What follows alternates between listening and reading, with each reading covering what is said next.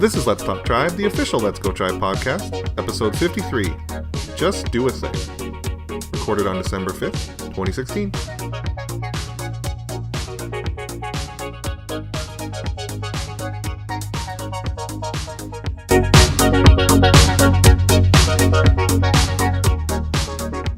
Hello and welcome to Let's Talk Tribe, the official Let's Go Tribe podcast. As always with your host, me, Matt Lyons, and no Jason Lucart today.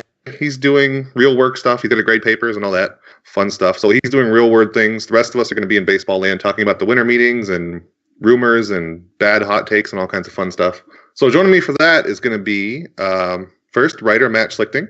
Hello. He's a little quiet. We can't quite figure that out, but it still works. We can still hear him. I'm trying my best. You can't tell, but he's screaming at the top of his lungs right now, as close as he can to the mic. And then also joining us is Merritt Rolfing. Hello there. Also, I am here. That is a thing that is true. And Merritt, probably, you recognized. I wonder if people know the pattern yet, that on Wednesday and Saturdays is your post. Unless I forget to edit on Wednesday, then sometimes it goes on Thursday. But 99% of the time is Wednesday. I hope they're catching on, you know. But they're always great. I always like them. Oh, I try. Yeah. Sometimes. Yeah, so if either of you guys, I know you both probably have real jobs that you have to work on Mondays, but I have off my other job, so I get to just sit and watch MLB Network and write about Edwin Encarnacion and the Indians missing out on everything. So have you guys followed the winter meetings at all so far? I didn't realize until literally this afternoon that they're in, like, I live in Washington, D.C. now, and they're literally down this, like, they're very close to me, and I had no idea, and I could have gone there and harassed baseball writers and people, but we could have got you a pass. You know that, right? Really? Jeez. Yes. I had no idea where they were this year until, like, I don't know, someone mentioned on Twitter, and I'm like, I wish I didn't have a real job these days. This is terrible. I got this been 6 weeks ago when I was unemployed. That's terrible. What about you, Matt? I've tried to a little bit. While I'm glad that they ended up making an agreement for the collective bargaining agreement, I kind of liked the half nightmare, half dream scenario that it might have been Jonah Carey or it might have been someone else tweeted about, that they were just going to be a bunch of baseball writers stuck in a hotel with nothing to do but drink for an entire week. And one of them could have been Merritt if he knew where the winter meetings were. Well, they said somewhere in Maryland, and it wasn't until this weekend I realized it was right near this new casino too. So I'm just an idiot, I guess. I don't know. Like they move around so much. Like 2 years ago, they were like in like Nashville or something, or maybe it was last year.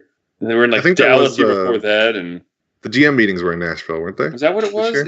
I think is something that different like that. than the winter meetings? I thought the winter meetings were the GM meetings. I'm not What's really good at the at owners' meetings. There's one right after the season that nobody really cares about, and then there's the winter meetings. Oh, okay. I don't know. I'm not really good at baseball off-seasoning sometimes. I forget about all these things come and go so quickly, and I'm like, oh, well, that was eventful or not. So you just sort of black out in between November and April. I still have 2 more days. I could probably get down there for one of them, maybe, but I can't. You can just print out like a fake pass and try to get in. Photoshop's an amazing thing these days, guys. You can make a pass into anything. It's in the movies. I saw it, so that means it works automatically. I'm saying, people, it's all about social engineering and just telling people you feel like you should be there. And they go, yeah, you're probably right. Wave them through.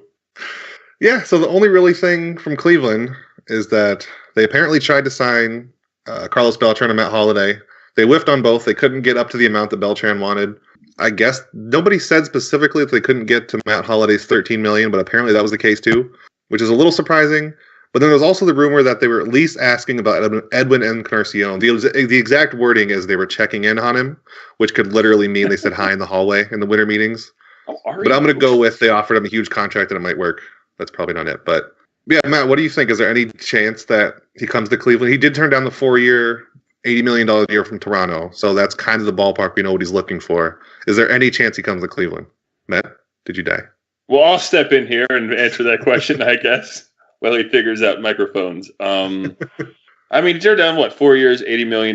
He probably wants at least something like what Dexter Fowler is expected to get, which is like 4 years and $85 million. But he probably wants a $100 million contract, which is a little absurd for a guy who's 33. I mean, that's just not the kind of contract that the Indians are going to hand out, you know? I think if they could get him for 4 years and a 40 or $85 million contract, wouldn't that be the biggest contract the Indians have ever handed out ever? Have they ever given out a $100 million contract? I don't think they ever have. Because I think at one point the Swisher deal was the biggest. Right, and that wasn't that much money at all, like in the scheme of things. So I think I think it would be neat, but at the same time, like you look at him, he's a 33-year-old slugging first baseman / DH who has. You're going to get 3.5 wins out of him this year, and it's all just going to go downhill from there. He's moving out of what is a hitter's environment in Rogers Center to wherever he'd go, whether it's Cleveland or not. So I'd prefer if he just signed with the Rockies and just had it at that. But no, I don't know. I don't think it's honestly realistic. I really was kind of hoping for them to, as I mentioned in my article this past Saturday, I actually liked I decided mid-article I liked the idea of a Beltran / Hamilton, or a Holiday rather, signing, but obviously it didn't work out. So I can't believe they couldn't get near $13 million for a Holiday though. Like they paid Napoli 10, and like that's nearly that, and he's a better hitter than Napoli is. So yeah, Napoli was 10 altogether. Yeah, exactly. So I don't know. I guess we have to ask the question very realistically, like how much do they have to spend? I suppose because a lot of guys are going to be getting raises in the next couple of weeks, next couple of months, whether through arbitration or what have you. So I don't know. Baseball Reference suggests that their salary is going to jump up north of $100 million, which I still think is a little questionable. But would I like? I don't know. Let me ask you that. Would you like to have Edwin Encarnacion? Like, obviously, the 42 home run power is very nice. Oh yeah, not for anywhere near that money. Coming into the Weirder meetings, I didn't think it was too crazy that he'd get close to that 480. But now, his market has just suddenly collapsed because the Red Sox apparently don't want him either. Mm-hmm. Nobody can seem to find a team for him, and like the fallback is the Indians, but there's always the response of, well, they're not going to pay that much money, which I don't think they are. I wish they could throw that kind of money around. How's my volume level now? You sound so good. You were a hurricane there for a second. It sounded like you were in a tornado, but now you're good. It would be a great fit, but I think that we're right.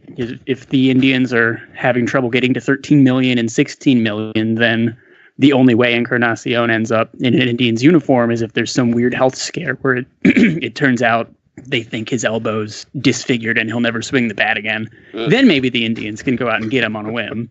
But that's encouraging. They can get a crippled player, maybe. Then they'll do that.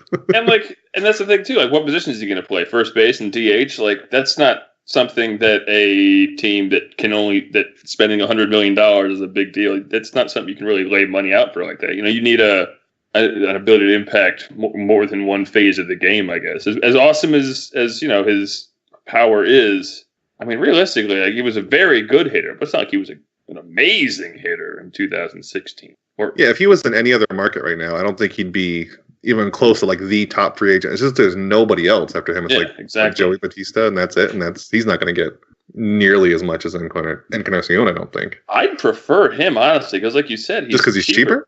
Well, he's a little cheaper, and I think, and he can play at least a few more positions, maybe. Like, he did play outfield not great, and he could probably sub in at maybe third base poorly, and he could probably play left field mediocrely, and also, like, that's the thing. You need him to be able to play. Like, you need to be able to play, if you're going to be paying that much money, you need to be able to play more than one position that is just that isn't DH. So right. Well, apparently, Hoynes just posted an article saying that the Indians are working on negotiating a multi-year deal with Encarnacion officially.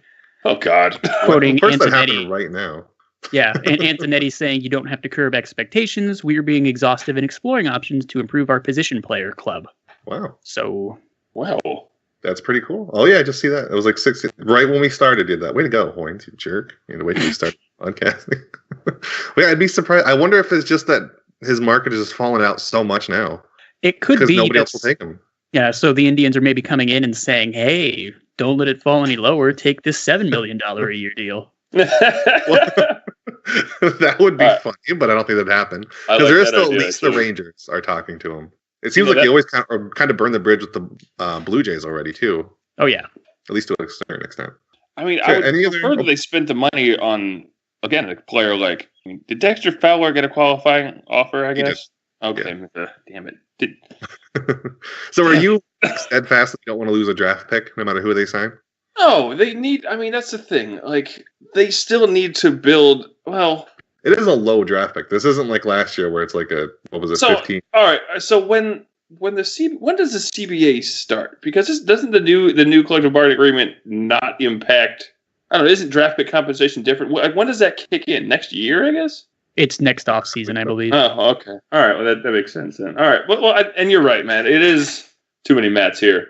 You're right, man. It is a low draft pick, so I guess in that sense, I'm okay with it. And again, I prefer Fowler over Encarnacion only because he makes more than one player better. I guess he impacts not only I think he would allow, if nothing else, Naquin to play left field, which I think he'd be a better left fielder than center fielder because he's just not rangy enough, I suppose, for center field, and he make the outfield better, and then Brantley wouldn't have to play outfield either. So that's the thing. I think a lot of it all depends on what they think that they're going to get out of Michael Brantley defensively in 2017, because I really think that we're getting to as long as he's healthy, I really think him and Santana should turn into the DH/first base kind of duo. I don't think they're ready to do that, though, are they? Even if he's going to at least get a year more in the left field, I think. I don't know how bad he would have to be to switch. I've only ever heard fans say that he should be switched, which I agree with.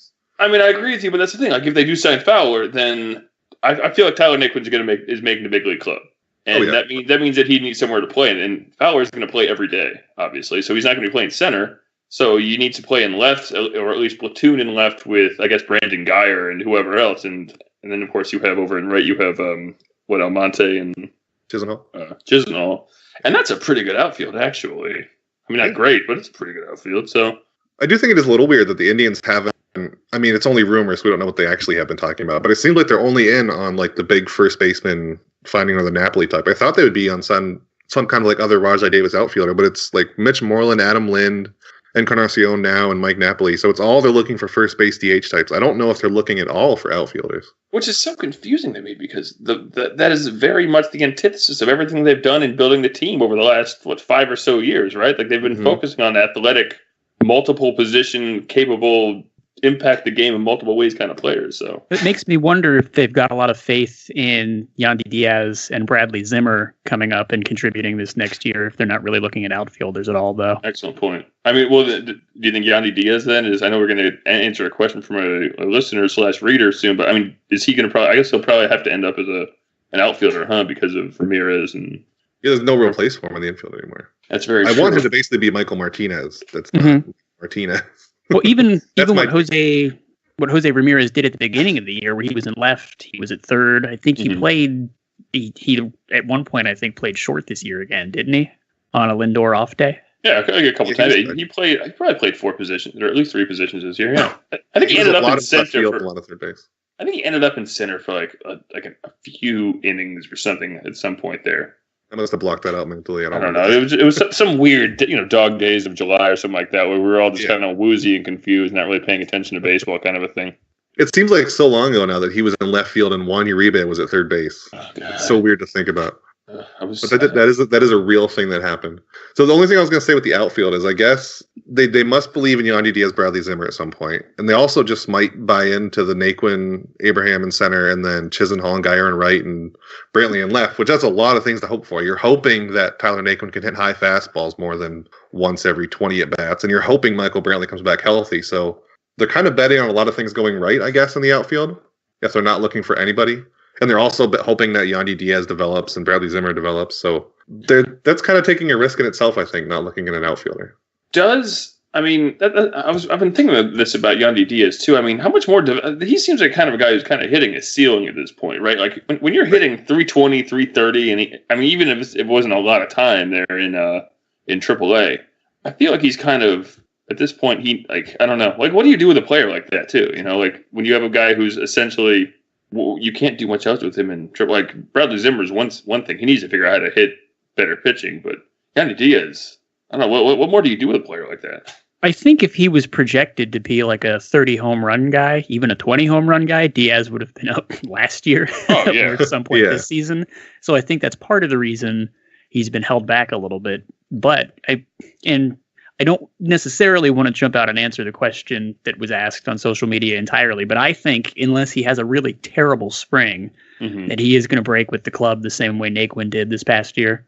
And then fit in, as Matt mentioned, a kind of Michael Martinez role. Yeah. And I was wondering about, that's the thing, though, do you want to let a bat like that stagnate? So I mean, of course, there's no real place in the lineup he would go every day because I don't think he's going to everyday center fielder, obviously. So maybe he's a trade chip at some point. I don't know. He's almost like what we thought Aaron Gonzalez was, or he might be valuable to trade, but he ended up having no value, pretty much. And the other thing with Diaz is maybe it's just because he walks so much and that doesn't always translate to the majors. Because he's seeing minor league pitching, maybe there's something they see that he won't be as great when he gets to the majors. But I don't know.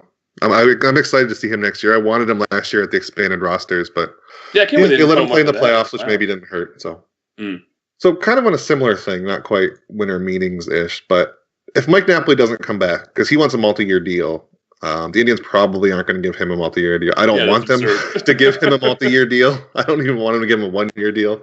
What do we think he's going to be remembered like in Cleveland? Because in the end, he did only slash 239, 335, 465. He had the 34 home runs, which is all a lot of people are going to care about. People still love Mike Napoli. Every time we post about the Indians either talking about Mike Napoli or talking about other first basemen, all the comments are just get Napoli back, party Napoli's, all that. Then, of course, people remember the party at Napoli's and the veteran leadership thing. Even though he sort of disappeared at the end of the season, and I don't think the Indians are a team that need veteran leadership. They have like Lindor and Kipnis, and even Chisenhall I'd consider sort of a leader. So how are people going to remember Napoli in like 5-10 years? Because this season's going to be remembered for a while just because they made the World Series, I think. Maybe not for most baseball fans, but for Indians fans, this is going to be one that sticks around for a while. And part of that is probably going to be Napoli, but how much outside of the slogan are people going to remember Mike Napoli on the Indians? Well, I mean, I didn't even think about this in terms of when you wrote this idea down pre-podcast.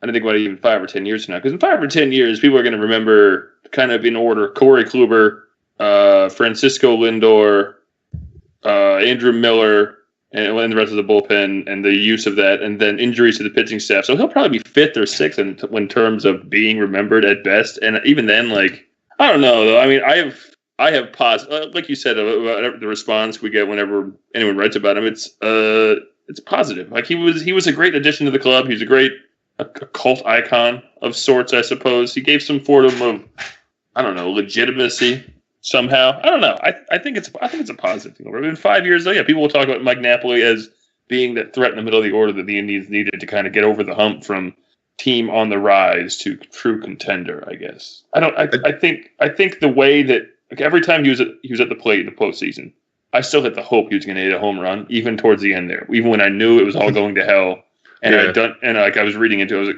but I still had the hope. So I think that's why it's a positive. If they signed him to another year and he just turned into garbage, I think that'd be a bad thing. But I think him leaving sort of on top, the way he sort of did, almost kind of a little bit. Yeah, I think that's why it'll be a positive thing down the line. But and that's the thing too, like, the way the Indians kind of churn through aging sluggers, he might get lost in the shuffle a little bit too. Yeah. Sorry, I opened the volume on the thing again. Threw me off. What was I going to say about him? I forgot. Also, do you think... Oh, go ahead, Matt. For me, best case scenario is that he's remembered for, one, being the great clubhouse guy and team leader that he was.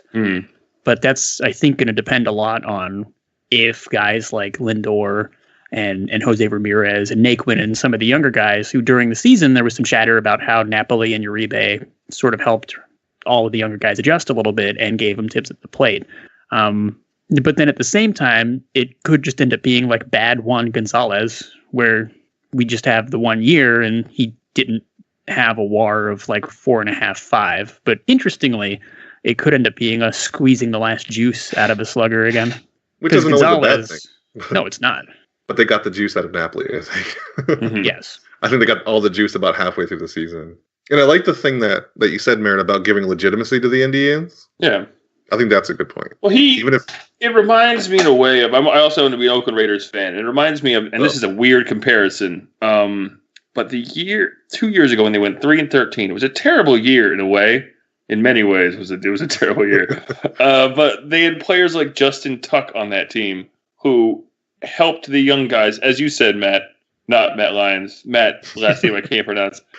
He gave the young players who had skill the ability, the understanding what it takes to succeed as a professional. So I think, and that's legitimacy, I guess I'm talking about. He kind of brought a culture, he kind of solidified whatever culture shift Francona brought into the team. I don't know. Maybe this is all just hogwash because it's intangible garbage that you can't. It's impossible to quantify. We're never going to have a statistic for glue guys. Exactly, but he's the kind of player who, he's 34 years old, but he's been through it time and again, and he's had his ups and his downs, and he's succeeded and failed. And him and Uribe to a slightly lesser extent, but still, again, a great guy who people love having around and who kind of just makes the long season seem shorter. They made these guys. God, Uribe was terrible offensively. Good Lord. Did you just look again and was it like shock to it? 51 OPS plus. Like, oh my goodness, I didn't know it was that bad. But no, it's like that. That's the thing. Players like that are important to a team that's kind of on the rise, because even though Jason Kidman is 29 already, which is mind blowing to me, he still seems like a young guy because he hasn't really been in the limelight, I suppose. But Lindor is 22. Ramirez is 23. I mean, there's so many young guys on this team that are going to be kind of cornerstones for at least a few years. So I think that's the important thing that Mike Napoli will be remembered for, I suppose. Yep, and I think a lot of people are going to remember Party at Napoli's too. Right, I think that was one of the best things I think to come out. Just as a fan enjoyment thing, I think was huge. I mean, it was just like how often does a home run become more than a home run? Like that's what happened every time you had a home run. It was an event. It wasn't just a run being scored. It was a party at Napoli's, and I think that's a cool thing. Plus, the charity thing that he did too. Yeah, and we should give credit to that was Nate Crow, Hipster Tito on Twitter, who's awesome. But he did the whole. So they did that shirt, and what charity did that go to? It was some kids' cancer foundation, was really neat, and Nate got to go on the field and meet Mike and all that stuff. So the Indians really embraced it too, which is cool. They easily could have just shrugged it off as one fan holding up a sign, but they really ran with it. And their social media game is it may be the best in all of baseball. Like the way they utilize it to just embrace the fans is just, I love it. I don't know. It's incredible to me. I'm a little biased, but I think it might be the best in sports. I mean, that's the thing. Like I don't follow a lot of hockey, and I don't know. I don't follow a ton of basketball either, but football doesn't allow for it. So yeah, I mean, yeah, I agree with you. Best in sports. I would call it that without looking at the other ones, I think. Because they're even slaying on Reddit now. I think there's like 4 or 5 other baseball teams that have an account at all. Mm-hmm. Yeah, it's like Major League Baseball official has one. The Indians have one. And the Indians one they're so active on the Indians subreddit too. So it's like they're really part of it. It's crazy. They're really part of it. Go ahead. I'm just jabbering. Don't mind me. Well, saying while we're talking about good Indians things, the Indian subreddit's really good too. I like that. I like how they always do the Snapchat filtered pictures on the side with big moments. Mm-hmm. Oh, my favorite was like Lonnie Chisenhall when his shirt was ripped. That was the funniest one. That was a sexy picture. I'm gonna just edit that part and just repeat it on the exit. That was a sexy picture. By all means. So, other than because the Indians, it's not a very exciting winter meetings for them. I was all prepared to just lock myself in a room and write about them, but if they sign Encarnacion, we'll have plenty to talk about tomorrow. But for now, there's not a whole lot, really. They're just kind of tied to stuff. They failed to sign a couple players. Are you serious? We're not even going to mention it? The mystery team that's in on Andrew McCutchen right now? Well, they are not the mystery team. Literally my favorite player in all of baseball, and there's a mystery team in on him?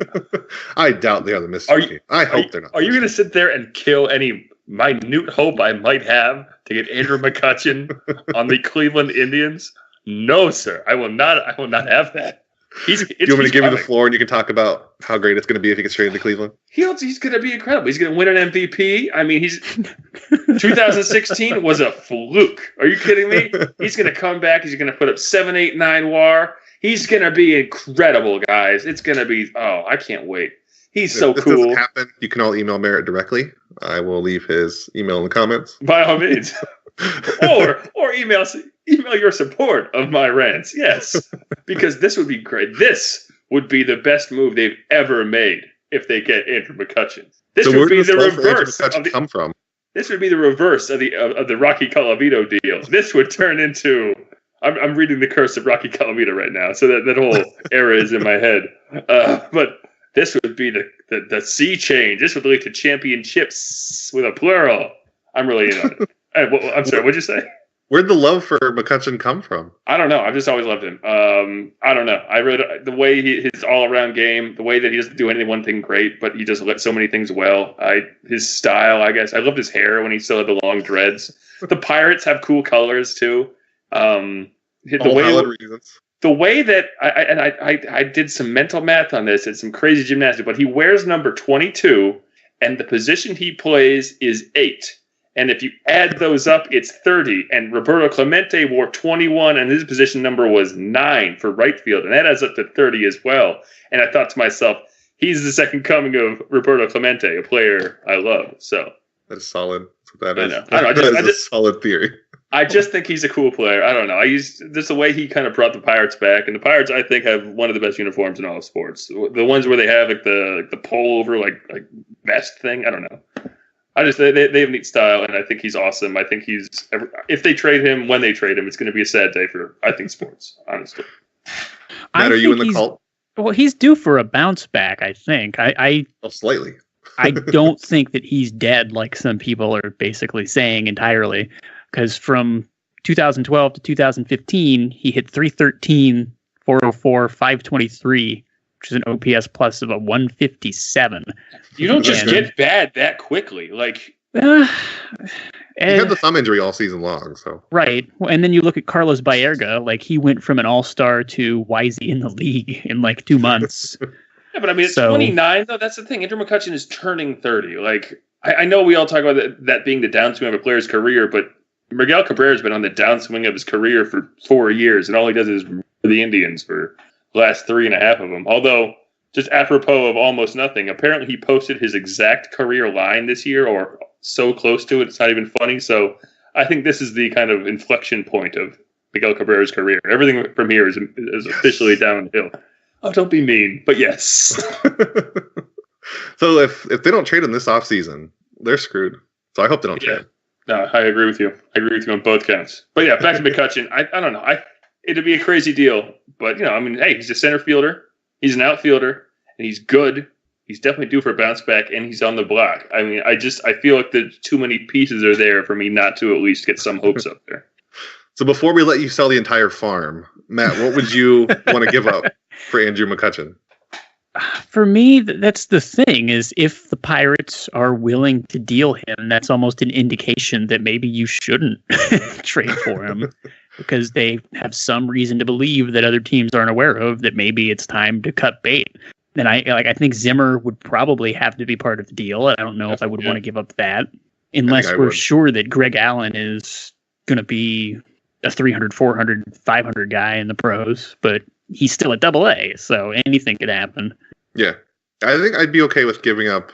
If it was Zimmer, I wouldn't want to give up a whole lot else. But you're going to have to give up Zimmer and some other stuff for him, I think. They also want starting pitching like in the majors. Him or Mahee. I mean, that's the thing. I mean, I'd be okay with moving an arm for him, perhaps. And Grant Brisbee had an article about the idea of a McCutchen deal the other day, saying how, I mean, like you said, Matt, it's definitely in a way an indication that maybe it's time to make a move, but it's also just the real situation that the Pirates play in a market perhaps smaller than Cleveland. When you really get to count numbers, you can't afford him anymore. Like, that's the thing. You need to be cold and unfeeling about it, and you need to be able to if you want to continue to not be completely awful like they were for 20 whatever years it was, you need to be able to be cold and unfeeling and make the move before he can just leave in free agency and you don't get anything back. So yeah, when you look at like the Twins, and I would say the Reds too, where the Twins went all in to keep Joe Mauer, and that didn't really help. And then the Reds have Joey Votto now, but the worst pitching staff in the history of baseball, basically. So they're super bad. Yeah, I mean, he's amazing, and they have a bunch. Yeah, him and a bunch of garbage. Like, that's the thing, and you don't want to be caught in that. I mean, they are in a situation too with their division where in the Pirates. I mean, where they need to kind of tread water for a couple of years because they're not winning the division most likely, and then getting a wild card in the NL is already, you have to get past one of the two teams out west, and then back east there's two teams that are very good, and probably a third team in the Marlins who might be on the upswing. Not to mention the Braves, who are rebuilding quickly. So they're in a weird point where they were good and won 98 games in 2015, and that might have been their high water mark. So they have a bunch of young guys who are still cheap, and then they have McCutchen, who's making a lot of money. Is the thing. He signed a $51 million deal. So he's only making $14 million. That's a lot of money, obviously, but for what he not for him.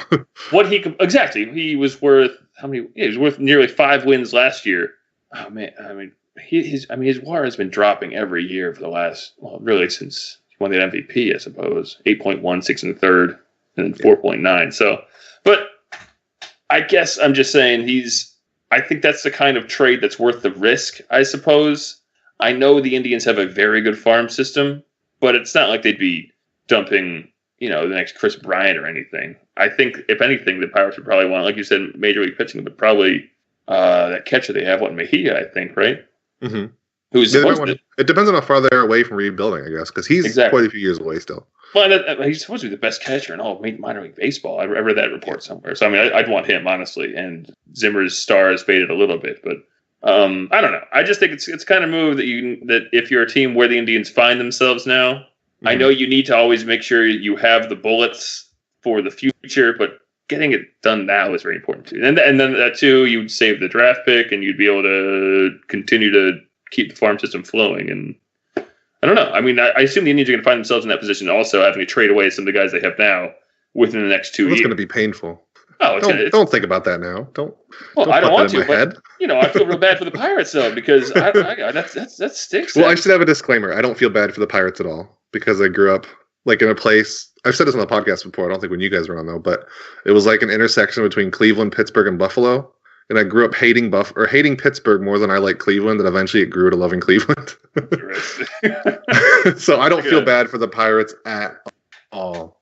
I like Andrew McCutchen as a person. It's unfortunate he's in Pittsburgh, but well, bring him to Cleveland then. He'll look great in the uniform. I mean, that's so. Before we move on, Paul Robert Balter in the comments, he said, "Cut could be dealt for Naquin, Merritt, and another mid-tier guy." If the Pirates accepted, they really like your articles on Saturday. I mean, they don't have anybody to cover. He might mean Riot and Merritt. I'm not sure. We'll see. It might be Merritt Rolfing. But if the Pirates accepted that deal, I would run and kidnap McCutchen and sign the papers before they could say no, because that would be insane. Well, what did he That's say not even close. Naquin, Merritt, another mid-tier guy. So I mean, it's going to have to be a top tier guy or two. Like that's the thing. Right. Like those guys are pretty good, but. I don't think Naquin, Merritt, and Zimmer would be enough. I think Naquin, Salazar, and someone else probably gets looked at more seriously. Mm-hmm. But I think it's going to have to be easily a top 3 prospect, and then probably a top 10 prospect, and then probably a major leaguer to get him. Yeah, which is not saying. It's I don't know. I think that's still. I find that to be acceptable. I guess if I could save scum as the Indians GM in real life, like I was playing OOTP, I would go wild this offseason and trade Salazar, trade Naquin, trade Mejia, trade Zimmer, just go all in 1 year for one championship. And if it works, I'm a legend. Oh yeah. If it doesn't work, oh no, the game crashed. Nothing happened. If only you had some place you could do that and then write about it and write about the results. Interesting. That's make a place. Because I just thinking, I don't know if Naquin's ceiling is ever going to look higher than it is. And I'm still worried about Salazar's elbow exploding again. And he's still considered to be a stud pitcher. So there's part of me that maybe, I don't know. Yeah. I don't know. But then I don't know if they're going to trade him for, I don't know, players. It's going to have to be a pretty solid player. It's going to have to be potential cornerstones, I guess. Because, again, he's more than just a player. He's also the emotional center of the team at the time, which is a hard thing to trade for or trade around. But I don't know. So the other thing in the winter meetings at the end on Thursday, it'll kind of close down with the Rule 5 draft. It takes place on Thursday at 9 in the morning. The Indians, they protected. Who was it? Was it just... How did I already forget who they protected? I even had a list of these in front of me, and I closed the window. Damn it! Why did I know do Brian's that? Listening. Brian, I read your article, and I knew it. I had it in my head. They protected Mejia because he was going to be eligible. I couldn't think it was him. I thought he was still too young. Okay, so it is Mejia.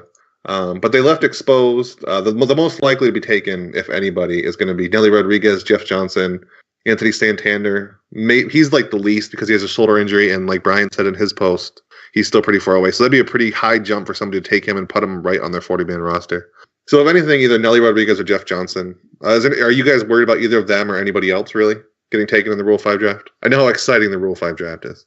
I don't know. Nelly Rodriguez reminds me of too many other players in the Indian system. He reminds me kind of Bobby Bradley. These are just guys. I don't know. These are guys that seem like that. I don't know. Again, it's not exciting, and it's a bunch of guys who I barely have an idea. There's some of these names I recognize, but I'm not super worried about it. I assume that the front office is good enough where they can pull some of these other guys that are in the draft away from some others. They'll be able to find some talent somewhere else to make up for whatever they lose. I mean, there's pretty good players out there. Oh, yeah. And it's worth noting, you rarely get anybody great from the Rule 5 draft. Right.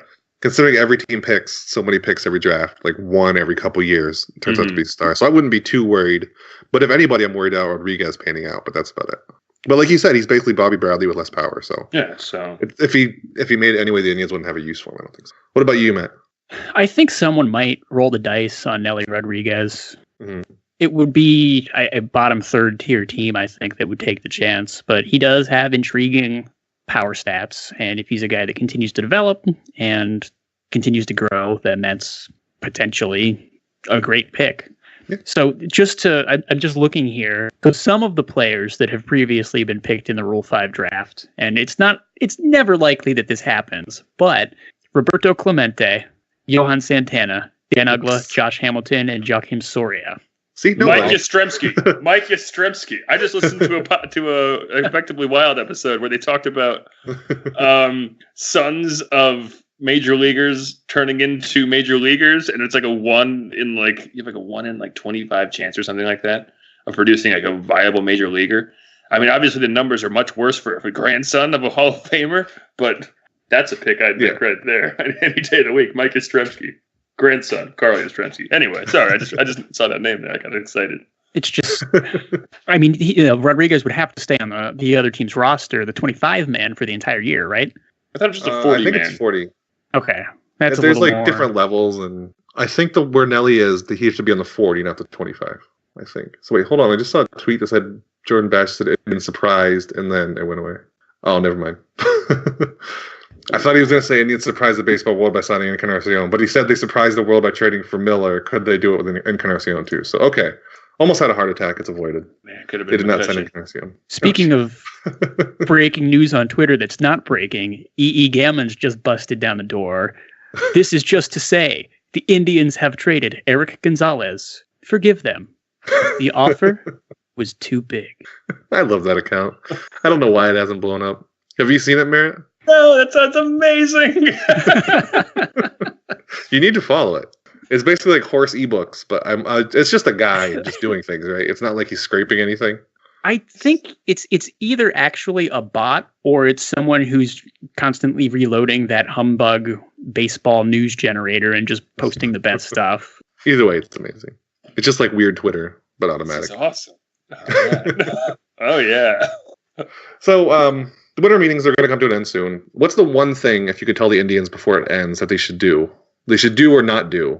We'll let Merritt go first this time. The one thing that you'd want to tell the Indians before it's over. We do something. Honestly, that's what I wrote down. Anything. I don't know. Make a move because they're in a position to do something big, and they have World Series run money, which when you think about it, really isn't a ton of money, I guess, because it's really all just the money from ticket sales and stuff. But they still have it, and they are close, and they're going to be better next year. So whether it's getting a better outfielder, whether it's finding an outfield bat, whether it's trading for Andrew McCutchen, shoot. I wouldn't be happy in 2 or 3 years with Edwin Encarnacion. But would you be happy right now? I'll be happy. Hell yeah. I mean, come on. At the same time, it's like, yeah, dingers. We love these. So, yeah, no, I mean, as long as I just not inaction, do something. Don't just sign a random guy, I guess. Don't be the team that flail that Matt Holliday and Carlos Beltran. What is it with this team's infatuation with Carlos Beltran? This is like the fourth. It seems like the last 2 or 3 years they tried to trade for him. He's the one who got away. Constantly, they're always just reaching for him. Please, Carlos. He's like, no, never you, never. It's like that one meme with Wolverine with the picture frame. It's just Chris Antonetti exactly. Anyway, but yeah, just don't be the team that flailed at a couple of these aging bats and missed because of a couple $1 million.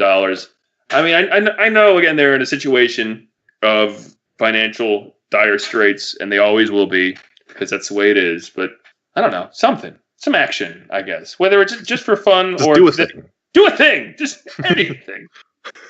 What about you, Matt? I would say just don't be afraid to toss a weird contract out there. Like maybe offer Encarnacion 4 years, but then he can opt out after the first and the third. Like just I like that. Put everything out there on the table as an option.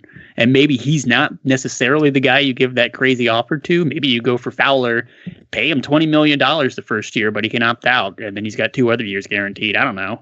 Like, maybe that's too much, but like one of those Cespedes deals. Yeah, I like that deal. I like that deal a lot, actually. Because that'd be something good for Encarnacion, too, because nobody wants him now. And then the CBA is going to change next season, so he won't have to worry about the whole qualifying offer thing. So that'd be really good for him, too, I think.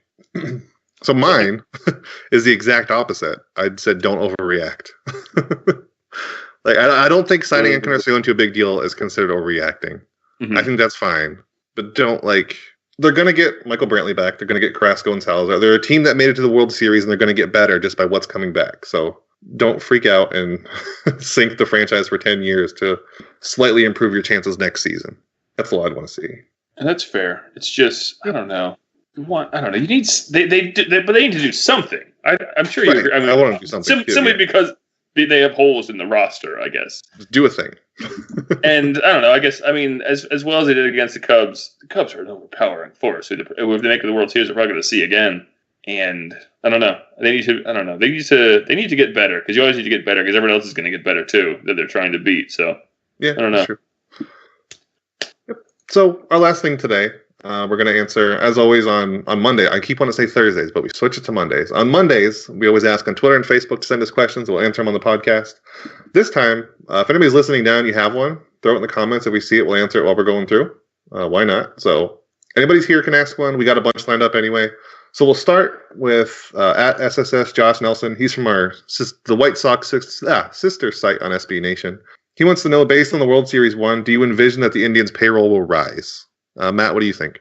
Are the Indians' payroll going to go up because they went to the World Series? A little bit, but it's not going to be anything world-breaking. And I think if it is sort of a somewhat significant amount, it would be because the big takeaway from winter meetings or something is that the Indians extended Lindor and gave him a solid deal. But I don't know. It's not going to be anything significant.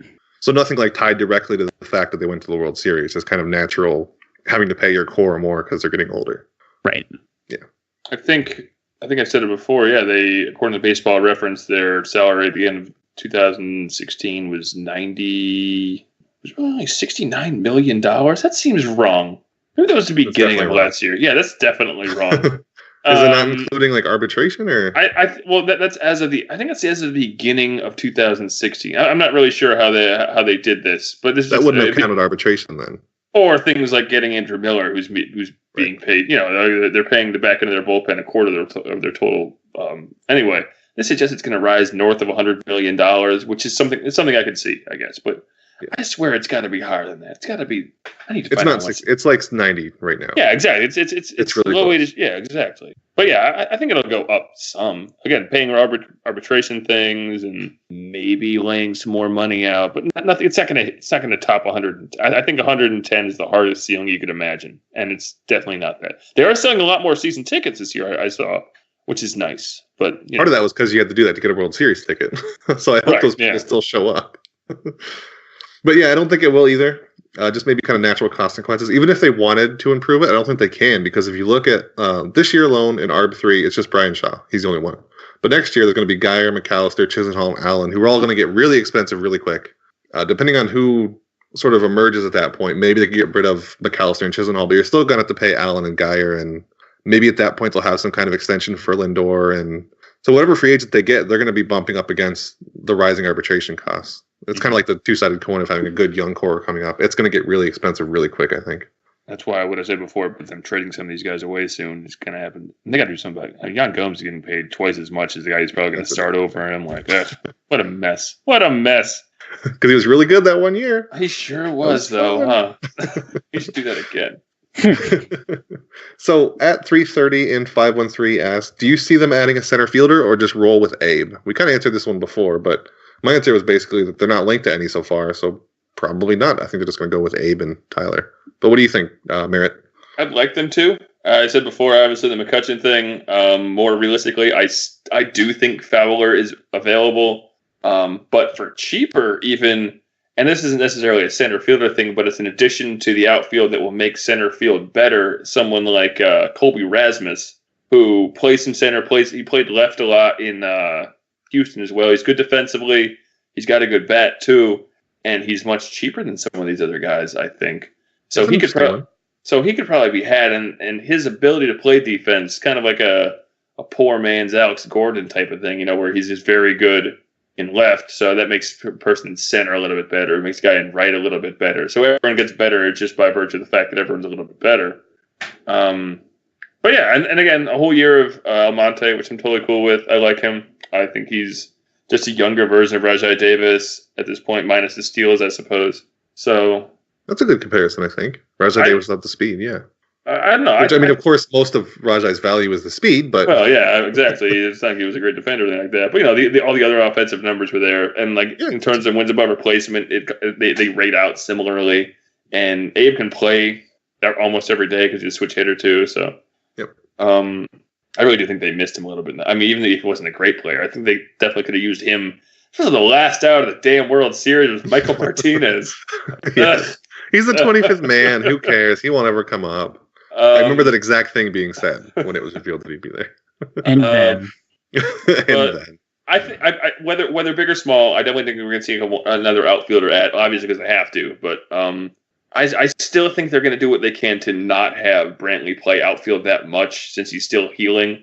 And so he's going to definitely DH, I'd say at least 40 or 50 games, some number like that. So getting a guy like Rasmus will make life a lot easier for everyone else. What about you, Matt? I don't know. Isn't that how it feels right now at the Winter meetings? Who knows? Yeah, I've talked a little bit about them maybe going out and getting Cole Calhoun. I don't think the Angels are going to do anything. But again, that doesn't quite address center field entirely. I wouldn't be opposed at all to having Davis back. It just feels like because there's a couple good-looking center field prospects coming up, we would maybe only need a guy who plays for 1 or 2 years. It's just the problem is these 1 or 2 years are probably the Indians' best chance to win a World Series for a while. Yeah. Damn it. So you know who would solve center field? Trading for Mike Trout. Yeah, Mike Trout. Let's just do that. Can we just do that? Anaheim can have the Rock and Roll Hall of Fame, the free stamp. We'll ship them Lake Erie. They can have Cleveland if they want. Dude, they need water out in California, actually. Right? Here's a Great Lake. Either trade them or we don't send the water. That's how it works. I just forgot about this, but Austin I can't remember who it was that made the comment on Twitter when one of the two center fielders made a boneheaded play in Game 6, I think it was, that ended up losing them the game. But Austin Jackson would have made that play, and he's available. I mean, he's good. Yeah. He's not great, but he's pretty good, and he could probably be had relatively, and he could be had for a year or two also. I mean, I'm sure he wants more than a year's. Probably hates being a mercenary the way he is, but I was all for signing him last year too. Yeah, same here. So I think he'd be good. But a guy like that is gettable, I guess. Again, Rajai Davis, not Alejandro De Aza ever. Please no. But no, that's a sign I could realistically expect. But I still think something like Fowler is out of the realm of possibility. Yep. So the next one, Scott Sorensen in the comments, he wants to know, is Bobby Bradley a real option at first base if we can't sign Edwin Encarnacion? Not this year, not next year, probably not the year after that, but eventually, probably by the time Encarnacion's contract would be up, I think Bobby Bradley would be ready, but not in a couple years. He is the future. He's just not the now. He's not going to be up anytime soon. Is he still? Where is he? Is he what? Single A? High A. Yeah. Okay. He made it to Lynchburg. I think he was really good in Lynchburg. I mean, the batting average is there, but it's never going to be there. He's going to runs though. All or nothing. Yeah, he hit a ton of home runs. Walked a good amount of times. So I don't know. He's a really interesting bat. Yeah, he's the kind of player I don't really pay attention to in the minors until the pitching actually. I went to a lot of high A when I was living in Kentucky. Mm-hmm. The pitching is garbage. Oh, they're so bad. And then there's always one guy who's amazing. But I don't know. I'm not really going to pay attention to what he's doing until he gets into something. And he's going to. I assume he's going to be moving quickly because he's only 20. He's already hitting basically 30 home runs. So, like you said, all or nothing. But yeah. To answer the question directly, not for a while. No. Not for Any differing opinion, Matt, or do you think Bobby Bradley will be up at 19 and 27? It would be incredible, but he's at least 2 years away, I think. Yeah. But when he does get up here, it's going to be I don't think he's going to be another Jesus Aguilar. There's something real with Bobby Bradley that's exciting. Yeah. Yep. So, what are we at here? We're like 50 minutes. Do you guys want to squeeze in 2 more or just 1 more question? Yeah, let's do 2 more. Okay. So, well, here real quick. We already talked about this mostly. So 330 and 513 also wanted to know, when will Yandy Diaz make it to the Tribe? My answer was going to be post All-Star break. So what's yours, Matt? I think it should just be the beginning of the year. He's like 20. He's 25 or 26 now, so it's not like keeping more team control is really that important at this point. He's already a couple years away from what's usually a hitter's prime. So just the numbers that he's posted, and there's been a lot of stuff coming out saying that his defense is not good, which is weird because I had heard that he was actually possibly, one, with his arm strength, but two, for his versatility and range. Like, he could be a capable defender at the major league level, and a lot of people are saying he's destined for first. So I'm a little more bullish on him than that. Again, I don't think he finds 600 plate appearances next year, but I think he could contribute with 300 or 400, and they would probably be not better quite the level Martinez? we've seen in Columbus, but oh god, much better than Michael Martinez. If that's the bar, he's got to be up like now. Is he on the 40-man roster? I don't think so. I mean, that's not a big deal if he's not, but I'm just saying that's kind of a... He doesn't need to be because he was signed really late. I'm almost positive. Is that what it, okay. I mean, again, He was that's old not when what he started. Here's a big if true from the Facebook comments. Evidently, the Indians have acquired Chris Sale, Andrew McCutchen, and Edwin Encarnacion. Yes! Clubs have not yet confirmed. Wow, There's no reason to fact check that. It is confirmed. Finally, they Thank got you, the Luke lefty Randall. they needed. All right. Just for anybody listening, no, it's not true. Just in case. I don't want to freak anybody out. But no, they didn't acquire all those. Thank you, Luke. I don't think that's quite true. I'm just looking at the Indians 40-man roster, and I mean, Jesus Aguilar's on there. So I'm totally fine with him being removed from that, because what are you doing with a I don't know. But I don't know. Yandy Diaz is an interesting case, I suppose, because Definitely. as you said, Matt, he's not really, and as I mentioned before too, he doesn't really have much more of a ceiling, I don't think. I mean, unless he suddenly develops some power, he's never going to be a big power hitter. He's just kind of a contact hitter, kind of a gap hitter, line drive type of guy. So he didn't hit a single double in Akron in 2016. I don't think his power showed up until like AAA. Yeah, exactly. I mean, it hit 325. And that's the thing too. I mean, how eye-raising is that sudden thing, I suppose, like... That was his knock all along, is he didn't have power. That's why he wasn't brought up quicker. So when he suddenly got that is when people started to pay attention and say he could be something. But he's definitely a player who, I mean, I'd honestly be okay with him sitting on him for even another year or two, because, I mean, as much as I just said he probably doesn't have much of a ceiling, he's still only 25, and he's still kind of growing into his body, and maybe he'll kind of evolve, he'll hit that kind of Brantley-esque point where all of a sudden he goes from just kind of to great, because he can suddenly hit the ball an extra, on average, 5 to 8 feet or something like that. So yeah, that usually helps. yeah, it's a bit of a boost. Those warning track flyouts or dingers all of a sudden and whatnot. But yep.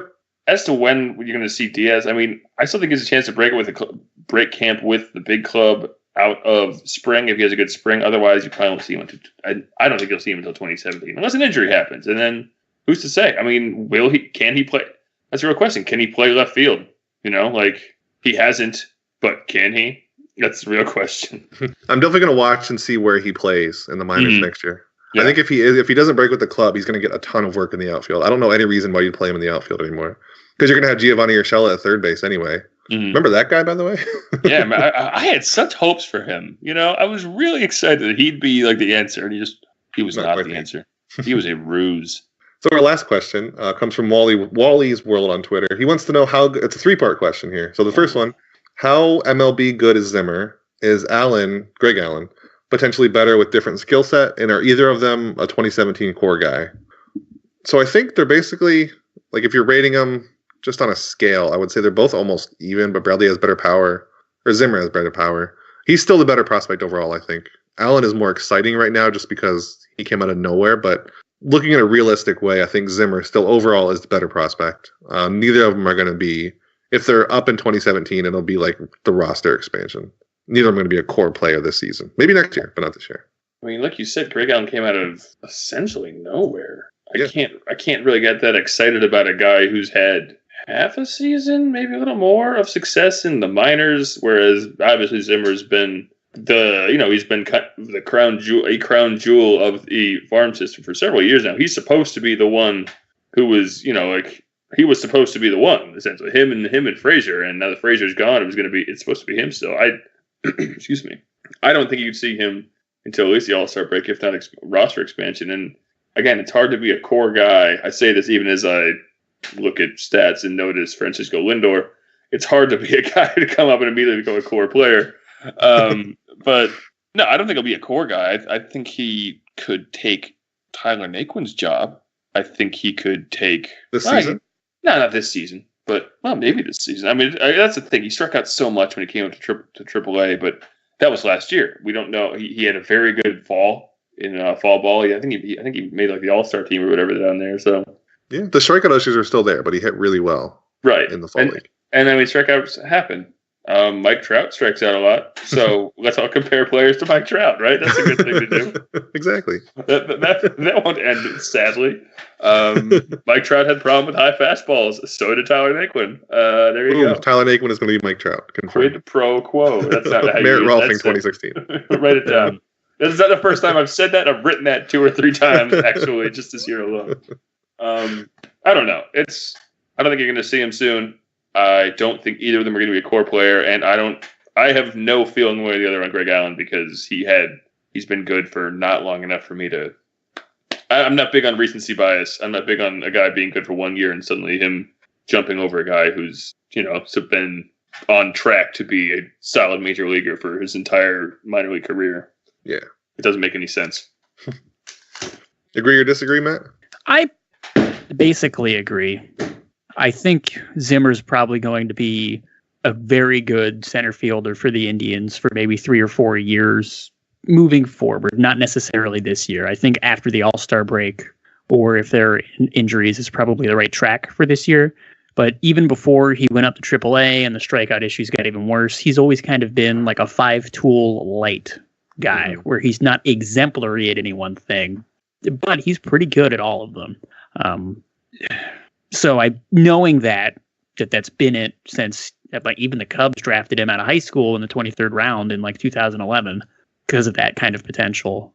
Of course, he didn't sign, but they still got him. Then, yeah, I think he could be like a 3 wins above guy. I kind of feel like that's where his ceiling is, and that's fine for most of the league to have a center fielder like that. He's not quite an all-star, but a premium defensive position is being played by someone who is above average.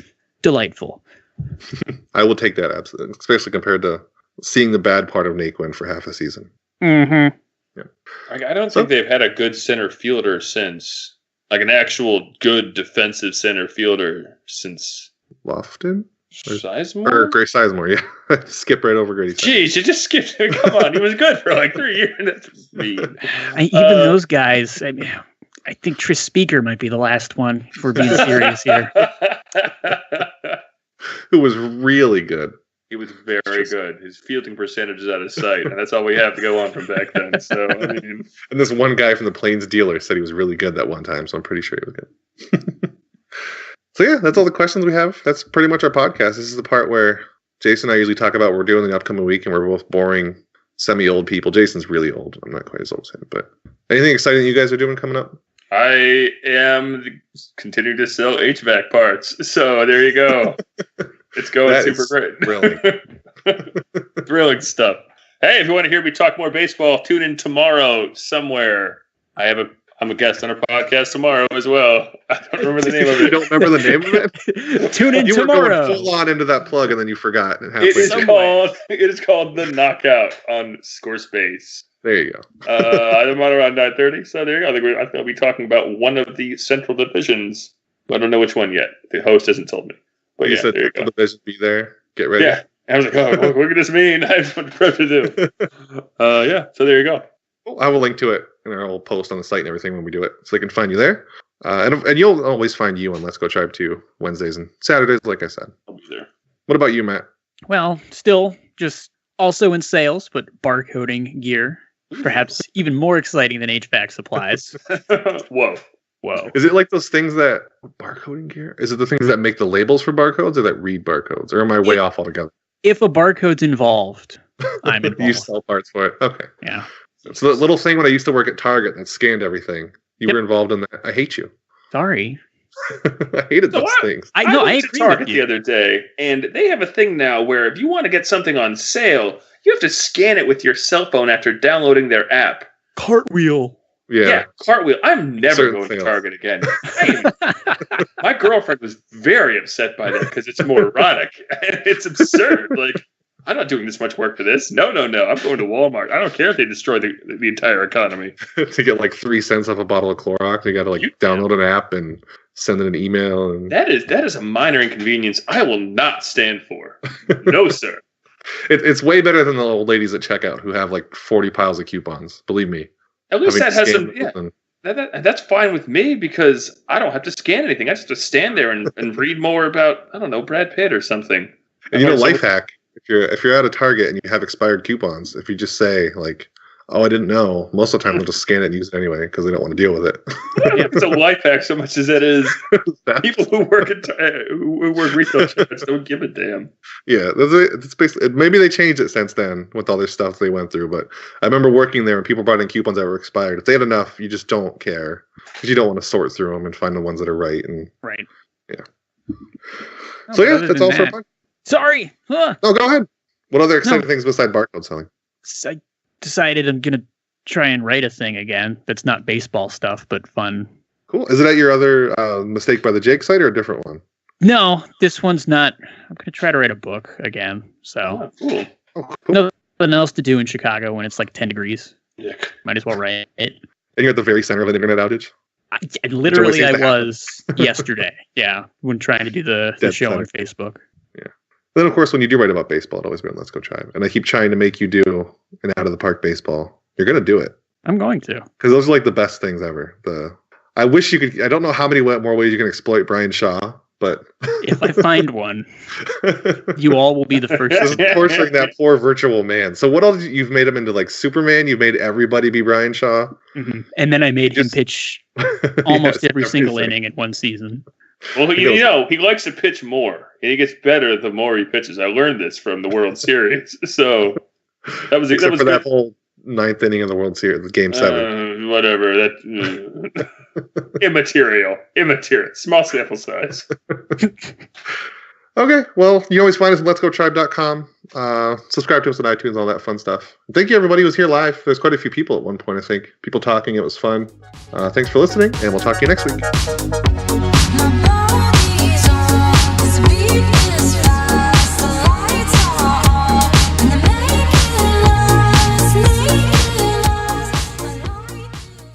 That was a sexy picture.